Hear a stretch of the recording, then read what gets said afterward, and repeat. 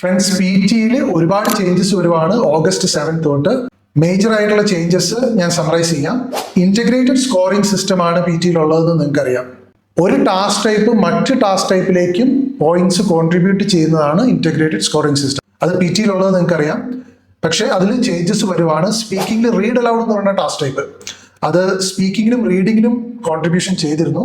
പക്ഷേ going forward contribution സ്പീക്കിങ്ങിൽ മാത്രമേ ഉണ്ടാവുള്ളൂ. അതുപോലെ തന്നെ സ്പീക്കിങ്ങിന്റെ ആൻസർ ഷോർട്ട് ക്വസ്റ്റ്യൻ കോൺട്രിബ്യൂഷൻ ലിസണിങ്ങിൽ മാത്രമേ ഉണ്ടാവുള്ളൂ ഓഗസ്റ്റ് 7 തൊട്ട്. റീഡിംഗ് ആൻഡ് റൈറ്റിംഗ് ബ്ലാങ്ക്സ്, അതിന്റെ കോൺട്രിബ്യൂഷൻ റീഡിങ്ങിൽ മാത്രമേ ഉണ്ടാവുള്ളൂ, റൈറ്റിംഗിൽ ഉണ്ടാവില്ല.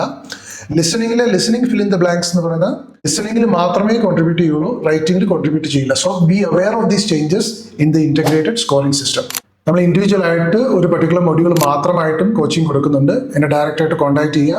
Go to englishstudio.in and DM me on my WhatsApp number. Thank you.